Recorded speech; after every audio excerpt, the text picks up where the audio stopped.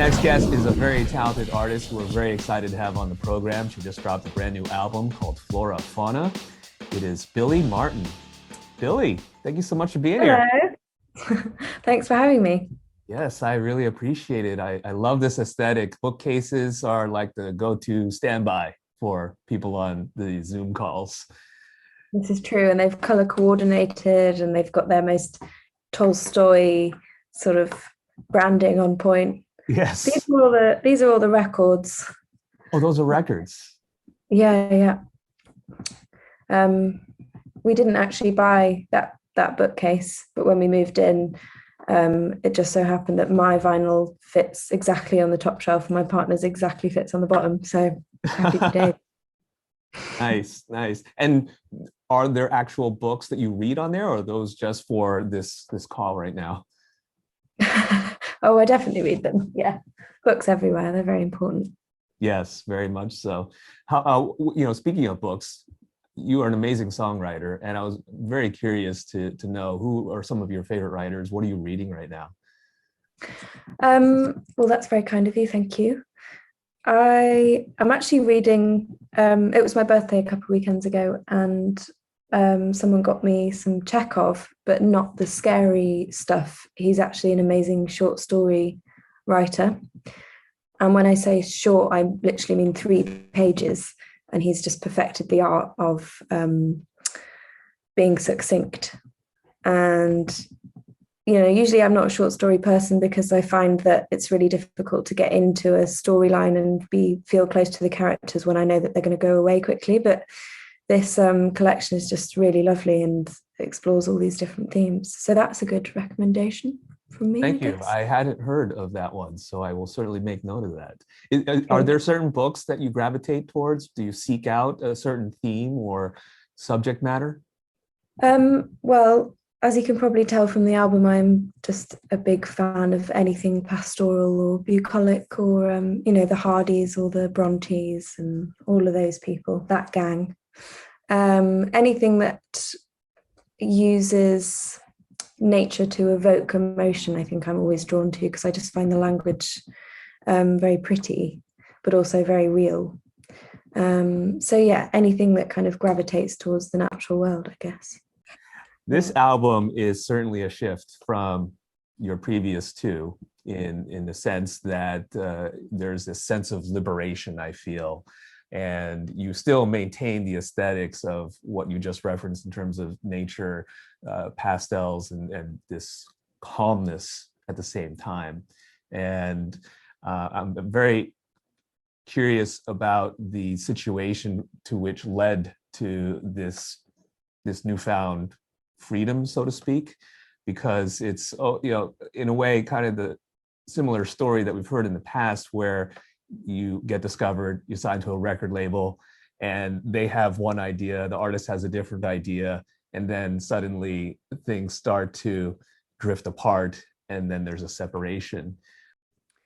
Well, I think it's very easy to complain about these sorts of systems and the big conglomerates. And from an artist's perspective, it's so easy to kind of want to rip it apart. But saying that, I've had one of the most pleasant experiences, weaving my way through major label world. And I think that's purely because I was just well protected early on, which eventually led to a lot of frustration about information being hidden and me not necessarily being in the driver's seat the whole time for each project, which has always been really important to me.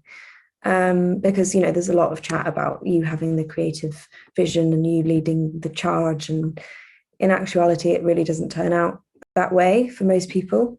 So the third album was kind of birthed out of me completely rearranging my musical team, and getting dropped was the beginning of that era, I guess. And through isolation and this strange sort of post second album, pre third limbo moment, and I was really doubting myself as a musician, I really didn't think that I would come back and do this again, which is amazing that, it's happened.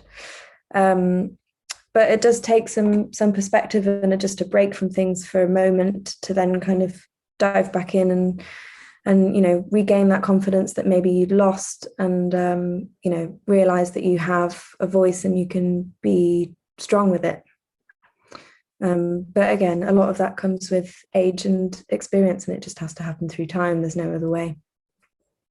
Now, this album was basically written and recorded throughout the last year. Am I correct? Yeah, we recorded it mid-lockdown in August. And initial writing started 2 years ago. So it was just before the pandemic. So basically, yeah. What was the first song that kind of led to this writing process? It was remarkably Human Replacement, which is the big punky one, which to me is very much the anomaly of the album. And I think that happened because I got back in with my old producer, Rich Cooper, and this was the first thing that flooded out of us. And from then on, I think I thought that was a bit too much, and there was no way I could go more Queens of the Stone Age or I don't know who else is punk. The people I was listening to at the time. I think Human Replacement was a good marker to where we could stretch to, and then from then it was back into the Garden of Eden's, Creature of Minds, sort of like the mid-level of the album. But they were definitely all experiments. Yeah, the sonics of that one are just so enthralling, and the subject matter has been an important one to convey with regards to women and safety, being able to walk home in the middle of the night after visiting with some friends. It's certainly been at the forefront here in the US for quite some time, and the big story out of the UK recently. What type of feedback have you been getting? Yeah, I mean, I'm so sad that I had to write that song. But lots of people have come to me expressing relief that it's such a communal feeling, even though it shouldn't be. And I think they find maybe a sense of comfort in the fact that something's been written down and put out into the internet. Because despite how common it is, there's not a lot of stuff out there. There's not a lot of information. Only now is there press coverage. Even though it's been a daily thing for all of us. It's kind of just, as everything has been over the past 5 years, we're sort of purging society of the bad. And this is just another subject on the list. Would you say that some of the songs were also conceived, or not only conceived, but maybe written last minute throughout the last year? To be honest, I think the subject matters were just wonderfully coincidental. Wow. Pre-pandemic, I was really feeling a lot of suffocation and kind of stunted growth, and I just felt, environmentally speaking, just a large level of suffering. And when I got the pandemic news, as everyone else did, well, I just felt a huge sense of relief, and it was a time to hit pause and address what everyone was doing with their lives and move at a more glacial pace, which is actually how we function best. So it just allowed me to sit with the music and decide what sort of clothes it was going to wear, and how I was going to present it and how it looked. And the Garden of Eden video, which is the first single, was made in lockdown just on 2 phones, and I kind of wanted to establish the mood of it through that. So yeah, I was just lucky. A song that really sticks out for me is Heaven, because of its sonics, the soundscapes there. Am I hearing a sitar in there? Was that a new instrument that you found, or what was the thought in bringing that in and spicing things up, so to speak? You are hearing it, and I have no idea how it got on there, but it just really fit for some reason. That line that the sitar plays, I was just initially humming or singing lightly. It was like da da da da da, running through the whole thing, and then Rich was kind of like, sitar.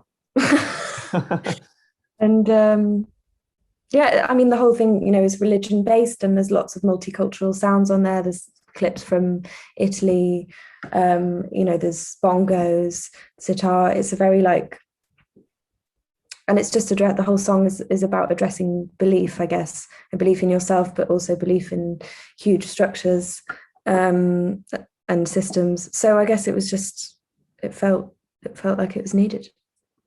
It fit in just fine and dandy. I love it.